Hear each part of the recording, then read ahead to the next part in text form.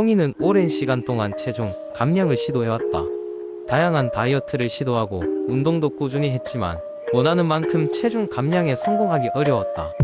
그러던 중 송이는 친구 지영으로부터 새로운 접근 방식을 듣게 되었다. 이는 단순히 특정 음식을 피하거나 운동만을 강조하는 것이 아니라 생활 습관 변경에 초점을 둔 것이었다.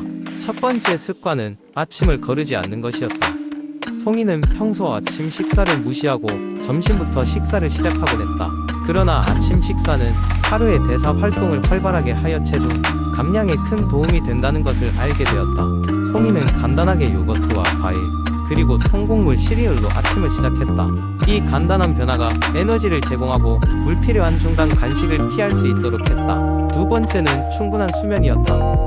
이전에 송이는 늦게까지 드라마를 보거나 스마트폰을 하느라 늘 수면이 부족했다.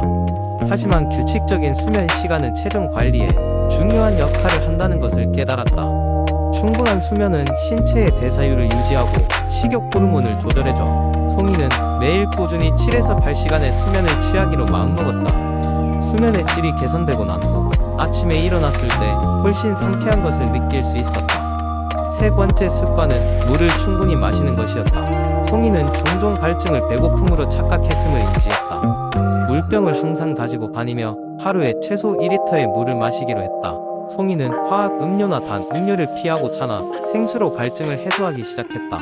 이로 인해 불필요한 칼로리 섭취를 줄일 수 있었고 피부 상태도 개선되었다. 네 번째 습관은 스트레스 관리였다. 체중 감량과 스트레스는 깊은 관련이 있다.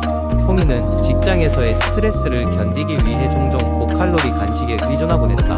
그래서 요가와 명상을 통해 스트레스를 관리하는 법을 배우기 시작했다. 매일 저녁 조용한 시간을 가지고 명상을 하며 마음을 진정시키고 주말에는 요가 수업에 참석했다. 스트레스를 잘 관리하게 되면서 비로소 위장이 편안해짐을 느꼈고 덜 먹더라도 만족감을 느꼈다. 마지막 다섯 번째 습관은 일상 속 작은 움직임을 늘리는 것이었다.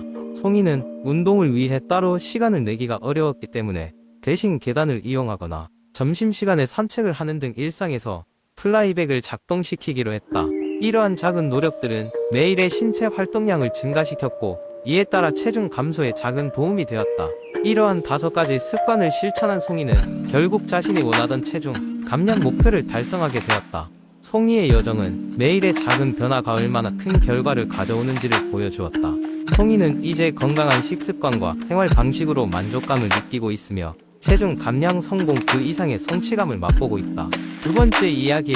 옛적 해가 둥글게 떠오른 어느 마을에 건강한 삶을 추구하는 사람들이 살고 있었다. 이 마을 사람들은 다른 필수 영양소와 마찬가지로 비타민 D가 얼마나 중요한지를 알게 되었는데 이는 그들의 건강과 행복에 큰 영향을 미쳤다. 마을의 지혜로운 노인 할머니 소라는 나이가 들수록 뼈가 약해지는 현상을 겪고 있었다. 그를 본 마을 사람들은 무엇이 문제인지 알아보기로 결심했다. 그들은 곧 비타민 D가 중요한 뼈 건강을 어떻게 지원하는지 배우게 되었다.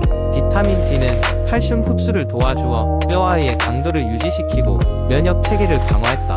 할머니 소라는 이 정보를 들은 후 매일 바깥으로 나가 햇빛을 쬐기로 결심했다. 마을 사람들은 그녀의 결심을 지지하며 햇볕을 쬐는 것 외에도 다른 방법에 대해 의논하기 시작했다. 그들은 식단을 통해 비타민 D를 섭취하는 방법과 관련된 이야기들을 나누었다. 비타민 D가 풍부한 음식들로는 연어, 고등어, 계란 노른자, 그리고 비타민 D가 첨가된 우유가 있었다. 하지만 자연식품만으로는 충분한 양의 비타민 D를 얻기 어려운 경우가 많다는 걸 깨달은 마을 사람들은 보충제를 통해 이를 섭취하기도 했다.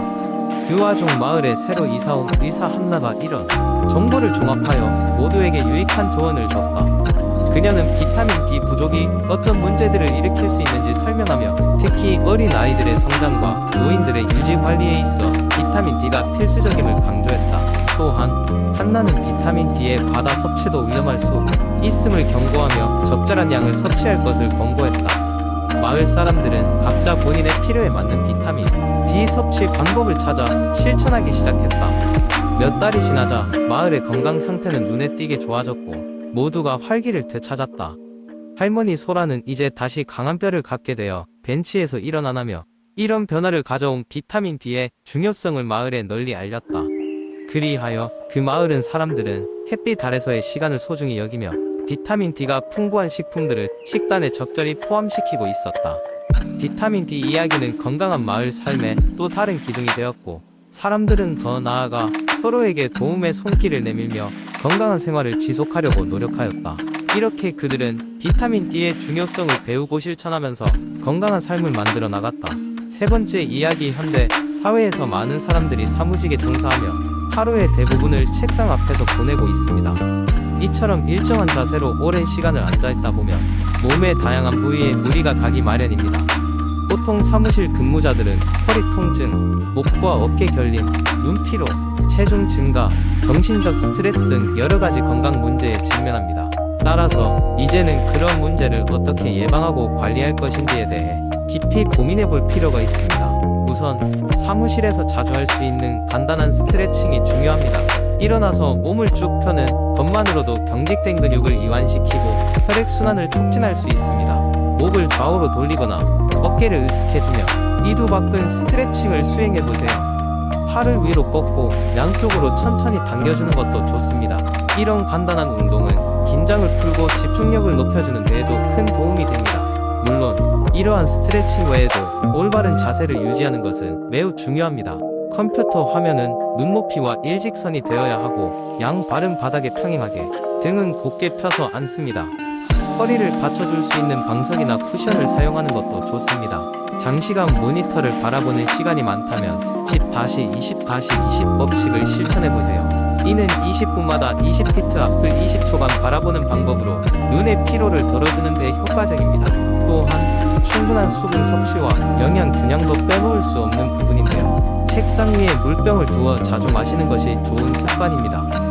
이는 체내 수분 수준을 유지하고 피부와 소화기 건강에 좋습니다.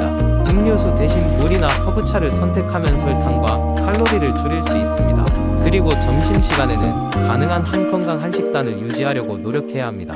샐러드, 닭, 가슴살, 그리고 통곡물과 같이 영양가 있는 음식을 선택하고 가공 음식을 피하는 것이 좋습니다. 마지막으로 잊지 말아야 할 것은 정신 건강입니다. 하루 동안 짧은 휴식 시간을 가져 명상을 하거나 좋아하는 음악을 듣거나 간단한 호흡 운동을 통해 마인드풀니스를 실천하는 것도 스트레스를 줄이는 데 도움을 줄 수 있습니다. 대화를 나눌 수 있는 좋은 동료와의 소통 역시 매우 긍정적인 효과를 가져다 줍니다. 이러한 작은 변화와 습관들이 모여 사무직 근무자들의 건강과 삶의 질을 크게 향상시킬 수 있습니다.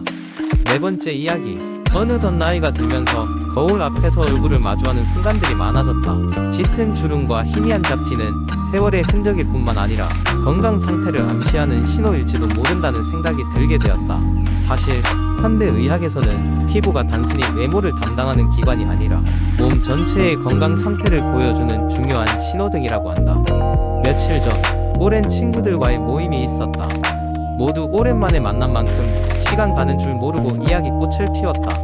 그중 한 친구가 피부과 의사인 수민이었다. 그녀는 흥미로운 이야기를 꺼내며 요즘 자신이 연구하는 주제에 대해 설명하기 시작했다. 너희들 알지?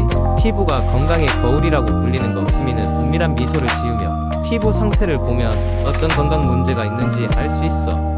요즘 환자들을 보면 그게 얼마나 중요한지 새삼 느끼곤 해. 다들 귀를 쫑긋 세우고 수민의 이야기에 귀를 기울였다.